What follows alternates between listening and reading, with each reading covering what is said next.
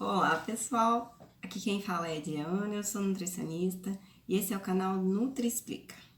O assunto de hoje é aditivos alimentares. Mas antes, gostaria de pedir para vocês se inscreverem aqui no canal, ativar o sininho de notificações, para que sempre tiver um vídeo novo, o YouTube avisa vocês. Então, os aditivos alimentares são substâncias químicas adicionadas nos alimentos durante o processo de fabricação. Eles são utilizados para melhorar as características organolépticas. O que é características organolépticas? Cor, sabor, odor, textura.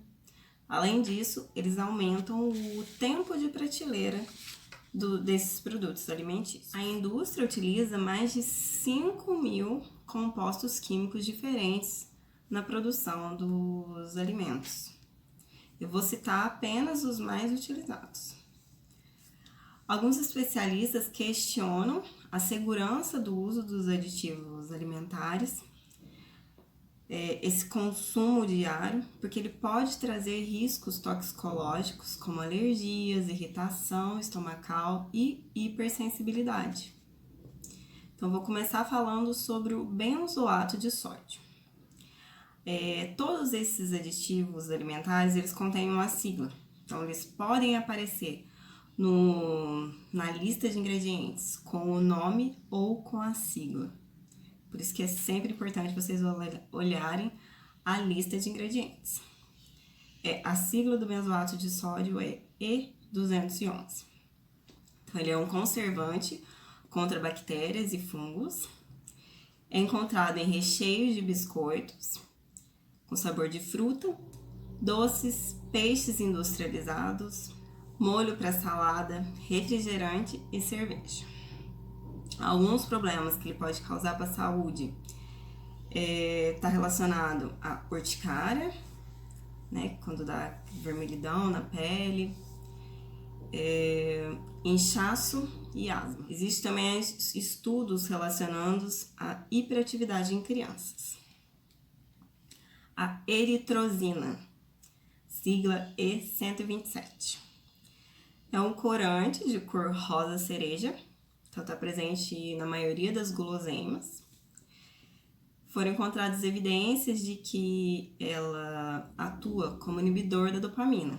Dopamina, falando em linhas gerais, é um neurotransmissor que regula o nosso humor. Então, quando tem inibição da dopamina, pode dar depressão, ansiedade, agressividade. O amarelo crepúsculo, que é E110, e a tartrazina, E102. Então, eles são corantes obtidos a partir de derivados do petróleo. São encontrados em refrigerantes sabor laranja, geleia de damasco, doces que contêm damasco, pós para bebidas, pós para sopas, ou seja, na maioria, em todos os alimentos, de cor laranja, amarelo e vermelho.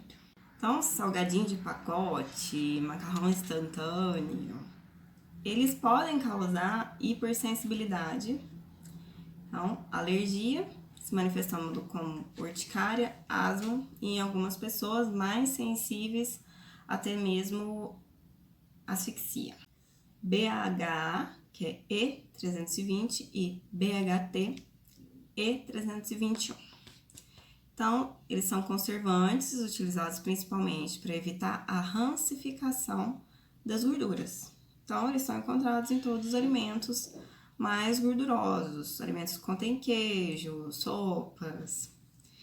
E por ser lipossolúvel, ou seja, ele se dissolve na gordura, eles ficam armazenados no tecido adiposo e causam inflamação nesse tecido. O glutamato monossódico, MSG, ele é um realçador de sabor.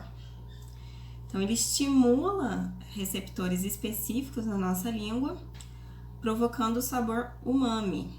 Nós temos 4 sabores, né? Salgado, doce, amargo e azedo. E tem esse 5º sabor, que é o umami, que significa gostoso. né? Então ele anestesia as papilas gustativas, o que faz com que a gente queira sempre mais comer aquele alimento, tá? O bom é que se a gente retira esses alimentos por 14 dias, o nosso paladar retorna, então a gente tem uma modificação, né? Para de ser anestesiado, a gente volta a sentir o sabor real dos alimentos. O glutamato, ele está presente no nosso organismo, lá no nosso cérebro, e ele é responsável pela manutenção das células cerebrais.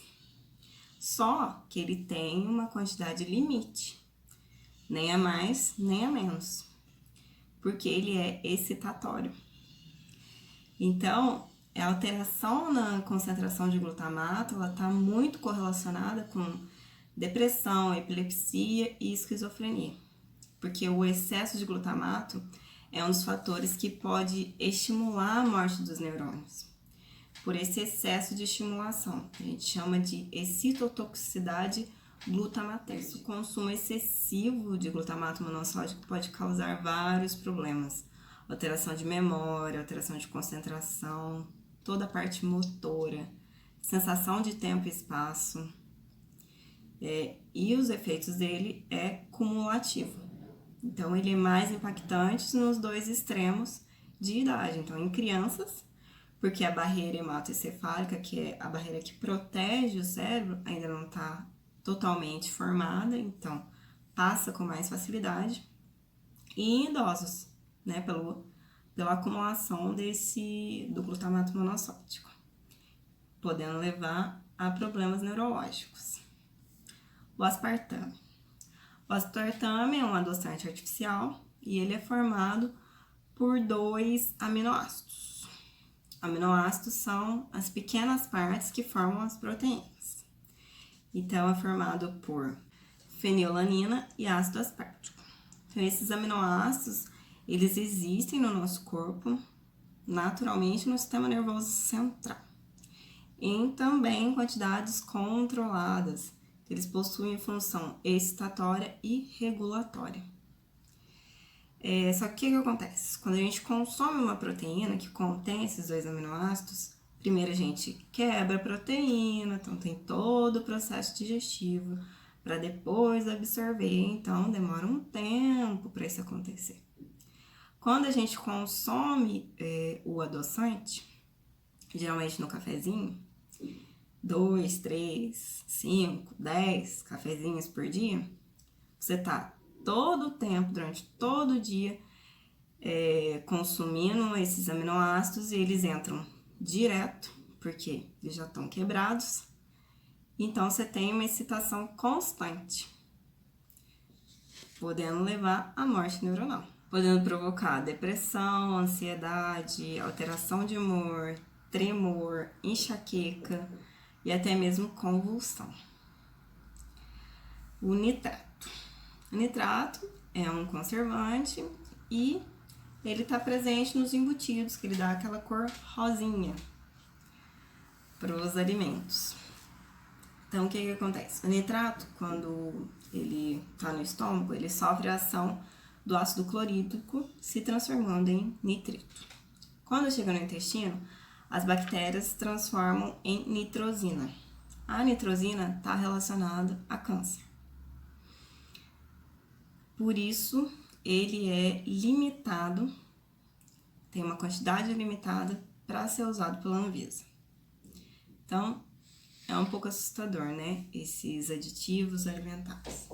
Mas como eu sempre falo, é importante a gente ter uma alimentação baseada em alimentos in natura e minimamente processados, ou seja, frutas, verduras, legumes, arroz, feijão, né? Essa alimentação mais caseira, priorizar a alimentação feita em casa ou os alimentos que a gente compra que são mais caseiros e limitar o consumo dos ultraprocessados, que são os que contêm grandes quantidades de aditivos alimentares, tá?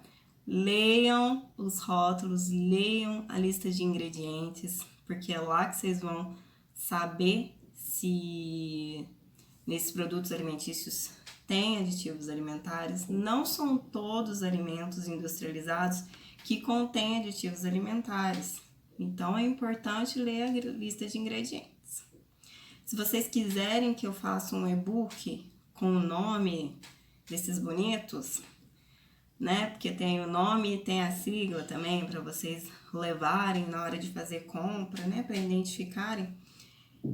Deixa aqui nos comentários que eu faço e deixo igual eu deixei no vídeo sobre leitura de rótulos, tá bom?